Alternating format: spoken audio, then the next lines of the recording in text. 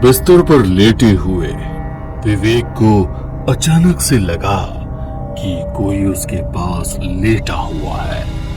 उसने मुड़कर देखा तो वहां पर एक काली परछाई थी। वो परछाई उसी की ओर घूरते हुए देख रही थी। विवेक डरकर पीछे हट गया। वो अपनी पत्नी मोना को आवाज लगाकर बुलाने लगा। जैसे ही मोना वहां आई, वो जोर जोर से खुद को बचाने की गुहार करने लगा। मोना ने आसपास देखा तो वहां पर कोई नहीं था। मोना उसे समझाने लगी कि शायद ये उसका भ्रम होगा, मगर विवेक मानने को भी तैयार नहीं था। वो बार बार बोलने लगा, मेरा यकीन करो, परछाई अभी यहीं पर थी और दोनों हाथों से मेरा गला दबा रही थी। मगर मोना को उसकी बातों पर यकीन नहीं था और ये उसकी बातों को उसका मन का भ्रम समझ रही थी। उसे समझा बुझाकर मोना वापस अपने काम में लग गई। 30 वर्षीय विवेक रायपुर का जाना माना बिजनेसमैन था। सिर्फ उसके शहर में ही नहीं बल्कि आसपास के शहरों में भी उसके बिजनेस की अच्छी धाक थी। अच्छा भला बिजनेस और परिवार में भी वो सबका लाडला था। बस एक ही गम था कि मोना और उसे कोई औलाद नहीं थी। सब जगह इलाज करा लेने के बाद भी जब कोई नतीजा नहीं निकला तो विवेक ने झाड़ फूंक करने वालों की मदद लेना शुरू कर दिया। मोना मना भी करती, मगर जैसे ही उसके सिर पर तो कोई भूत सवार था। तांत्रिकों के चक्कर में पड़ने के कुछ ही दिनों के बाद घर का छोटा सा सदस्य मोना की जेठानी का बेटा गंभीर बीमारी के कारण उन सब से दूर चला गया। उसकी मौत के कुछ ही दिनों के बाद से ही विवेक परेशान सा रहने लगा था। उसकी हालत दिन बर दिन गिरती ही जा रही थी। उसे अपने आसपास हमेशा किसी के होने का एहसास होता था। मोना वैसे ही परेशान रहती थी और अब पति का यूं असमय बीमार हो जाना उसे भीतर तक खल रहा था। उसे समझ ही नहीं आ रहा था कि वो क्या करे। धीरे धीरे समय बीतता रहा। अब हर कोई विवेक को अपने आसपास किसी के होने का एहसास होने लगा। वो सारी रात नहीं सो पाता था। घबराहट और बेचैनी इतनी ज्यादा होती कि उसका ब्लड प्रेशर बढ़ जाता था। नींद पूरी नहीं होने की वजह से उसकी आंखों की चारों तरफ काले घेरे पड़ गए थे। खाने पीने में भी उसका मन नहीं लगता था और इसी वजह से वो बहुत कमजोर हो गया था। अब तो उसे उठने बैठने के लिए भी मोना का सहारा लेना पड़ता था। मोना को समझ नहीं आ रहा था कि वो अब क्या करे। सभी तरह के इलाज कराकर देख लिया, मगर कोई नतीजा नहीं निकला। घर वालों ने सोचा कि इसे जरूर कोई बीमारी नहीं, पहले खुद की कोई औलाद नहीं थी। उसका गम, फिर भाई का बेटा भी सबको छोड़कर चला गया। शायद घर में कोई बच्चा नहीं है, इस वजह से विवेक परेशान रहने लगा है। तो क्यों ना इसे कहीं ऐसी जगह ले जाए जहां पर उसका मन बहल जाए। घर वालों के कहने के बाद मोना उसे अपने साथ एक हिल स्टेशन पर ले जाने लगी। विवेक बेमन से मोना के साथ गया, मगर उसे पूरी फ्लाइट के दौरान यही लग रहा था कि एक साया इन दोनों के साथ है। वो कुछ देर तो पास की सीट पर बैठा रहा, फिर वो विवेक के कंधे पर चढ़ गया। पूरी फ्लाइट में वो विवेक के कंधे पर बैठा रहा। इतनी देर तक किसी साये के अपने कंधे पर बैठे रहने की वजह से उसके कंधों में दर्द होने लगा था। वो पूरे रास्ते दर्द से करा रहा था। मोना को कुछ भी समझ नहीं आ रहा था कि वो उसकी मदद कैसे करे। जैसे तैसे उसे लेकर होटल पहुंची तो होटल के दरवाजे पर भी उसे वही साया नजर आ रहा था। वो उसके कंधे की मालिश करे ताकि उसका दर्द कम हो सके, मगर अभी भी उसे यही लग रहा था कि उसके कंधे पर कोई बैठा हुआ है। मोना भगवान का नाम लेना शुरू किया तो उसकी तकलीफ कुछ हद तक कम हो गई थी। धीरे धीरे उसे थोड़ा आराम मिला तो उसे नींद भी आ गई। विवेक को यूं सोते हुए देख मोना को अब अच्छा लग रहा था। उसने अपने लिए कॉफी ऑर्डर की और रूम की खिड़की पर बैठ बाहर के नजारे के आनंद ले रही थी। तभी उसकी निगाह गार्डन में बैठी हुई एक लड़की पर गई। गौर से देखने पर वो बहुत खुश हो गई क्योंकि वो कोई और नहीं, उसकी बचपन की सहेली मीता थी। इतने दिनों के बाद अपनी सहेली से मिलने का उत्साह एक अलग ही था। उसने एक नजर विवेक को देखा, वो अभी भी सो रहा था।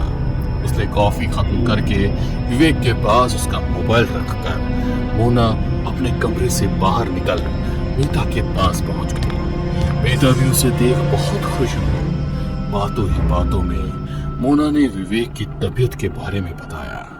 मोना, अगर तू मेरा विश्वास करे तो मैं तुझे कुछ कहूं। कैसी बात कर रही है? बोलना, क्या कहना चाहती है?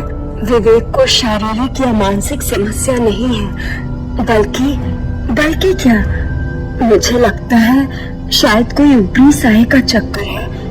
ऊपरी साया मतलब? देख, तुझे थोड़ा अजीब लगेगा। पहले मैं भी यकीन नहीं करती थी, मगर मेरी शादी ही एक पैरानॉर्मल स्पेशलिस्ट से हुई है। मुझे भी इन सारी बातों पर यकीन आने लगा है। मोना हैरानी से उसकी ओर देखने लगी।